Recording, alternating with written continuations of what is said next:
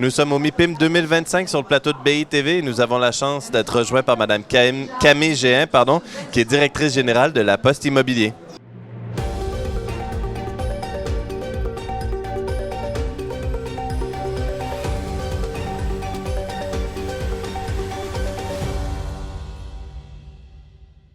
Camille Géhin, merci d'être avec nous sur le plateau de BITV. Merci, bonjour.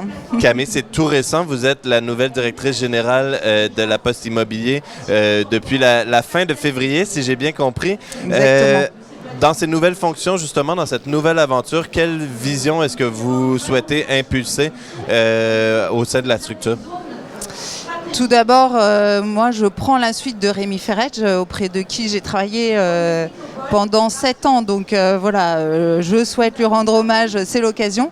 Et surtout, bien sûr, pour dire que je m'inscris évidemment dans la continuité, puisque j'y ai participé, comme toutes les équipes de La Poste Immobilier aujourd'hui, à définir cette stratégie. Donc l'enjeu pour nous, c'est de récolter les fruits de tout ce qu'on a semé.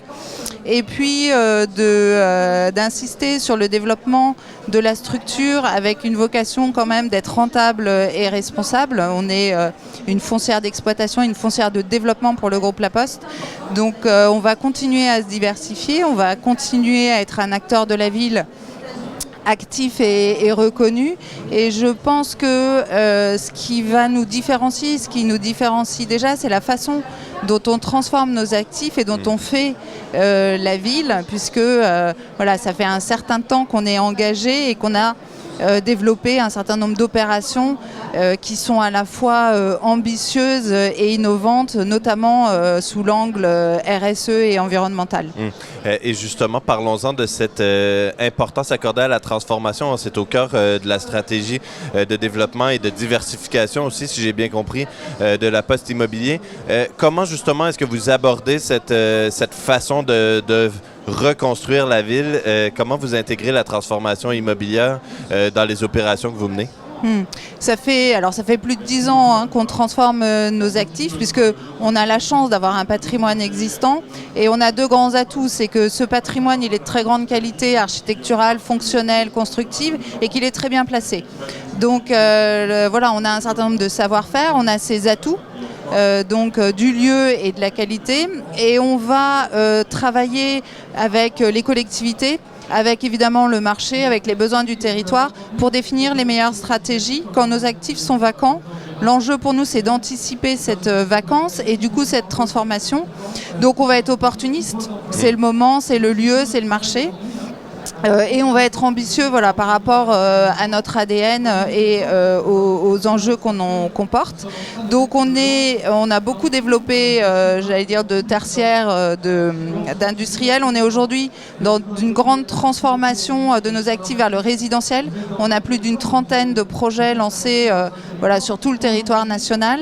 Ça représente plus de 5000 logements. Donc aujourd'hui, le moment, c'est de faire du logement, de la résidence gérée. Donc on s'inscrit en fait dans dans ce moment, dans cette opportunité. Et on va continuer à faire ce qu'on sait faire et à bien le faire. Oui, d'accord. Justement, j'ai mentionné tout à l'heure la diversification, c'est un axe stratégique important. J'ai vu notamment que vous aviez livré récemment dans le 10e arrondissement un projet mix alliant différents usages. Comment justement vous allez continuer à intégrer cette diversification dans votre stratégie? Quelle forme peut-être elle pourrait prendre dans les années qui viennent? Donc la diversification, c'est extrêmement stratégique pour nous, mais je pense pour beaucoup d'entreprises, surtout dans des moments comme ça qui sont un peu compliqués. C'est ce qui permet de résister, c'est ce qui permet de continuer aussi à se développer. Quand on a plusieurs activités, on est plus fort quand l'un pêche par rapport à l'autre. Donc bien sûr, on va continuer cette diversification. On a 3 leviers, notre patrimoine bien sûr, le fait que on s'ouvre de plus en plus à des partenariats et des partenariats d'investissement où on va chercher l'effet levier de partenaires qui vont être à notre côté. On a fait un fonds de résidence service senior. On sait qu'on va en créer d'autres autour de la résidence gérée pour étudiants, pour logement. Et puis notre dernier levier, c'est nos savoir-faire et nos expertises. Parce que comme je vous le disais, ça fait plus de 10 ans qu'on est engagé sur la transformation, la ville sur la ville. Et on se dit légitimement que ces savoir-faire peuvent intéresser d'autres foncières, d'autres acteurs. Donc notre enjeu aussi, c'est de se positionner plus peut-être avec un peu plus de volonté, ou en tout cas de créer cette dynamique auprès d'autres clients que La Poste, pour continuer aussi nous à nous développer et puis à apprendre avec d'autres partenaires. D'accord, c'est bien noté. Merci beaucoup Camille Géhin d'avoir pris le temps de passer sur le plateau de BITV.